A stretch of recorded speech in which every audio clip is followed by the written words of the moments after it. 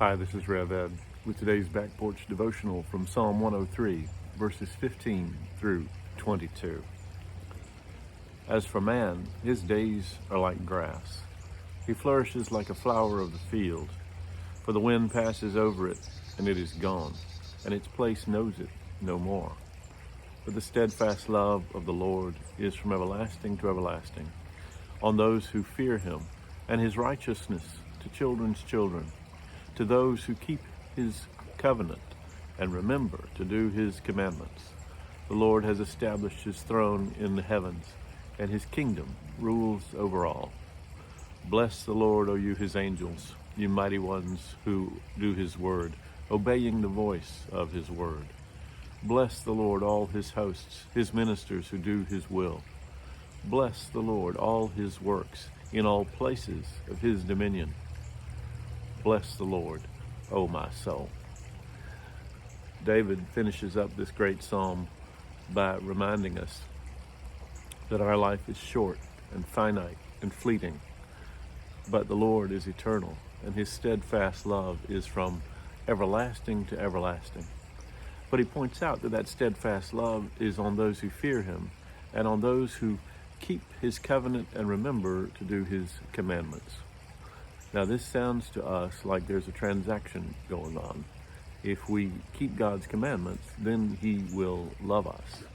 But that does not properly give place to the role of God's grace and mercy. We love because he first loved us, as John wrote. And so what the keeping of the covenant shows is that we belong to him. It's not that we keep his covenant and earn his favor.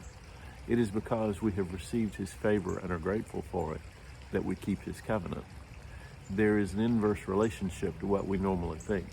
People have got it in their heads that they have to do certain things in order for God to approve of them, for God to welcome them, for God to embrace them. God has already embraced us. Paul writes in the 5th chapter of Romans, he said, God shows his love for us in this, that while we were yet sinners, Christ died for us.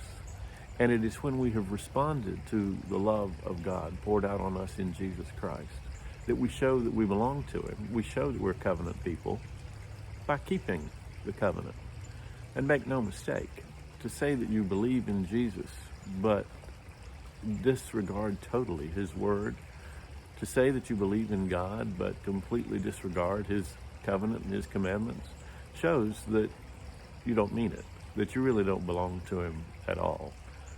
There ought to be a correlation between our profession of faith and the living of our faith. Jesus says the same thing in John chapter 15. He says, as the Father has loved me, so have I loved you. Abide in my love. If you keep my commandments, you will abide in my love, just as I have kept my Father's commandments and abide in his love. These things I have spoken to you, that my joy may be in you, and that your joy may be full. One of the things we're never fully going to grasp is that the pathway to joy lies not in following our heart, but in following the way of Jesus Christ. Not in going in the path that seems right to us, but in the path that has already been laid out for us in God's covenant, in the commandments that we have been given by our Lord.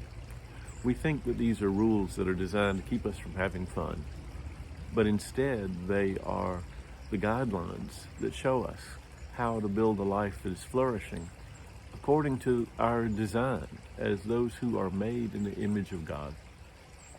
God knows what's best for us. And if we walk in his way, we will discover to our surprise and our delight that that is where our deepest joy is to be found. It's like the first question in the Westminster Shorter Catechism. What is the chief end of man? To glorify God and enjoy him forever. And we discover that when we devote ourselves to glorifying God, which is done when we keep his covenant and walk in his ways and keep his commandments, then we will enjoy him. We will enjoy his presence. We will enjoy the abundant life that Jesus promised. And so David concludes by calling on everything that is to bless the Lord, including himself once more, Bless the Lord, O my soul. Ultimately, we bless the Lord by living in a way that glorifies him in all our thinking, in all our speaking, in all our doing.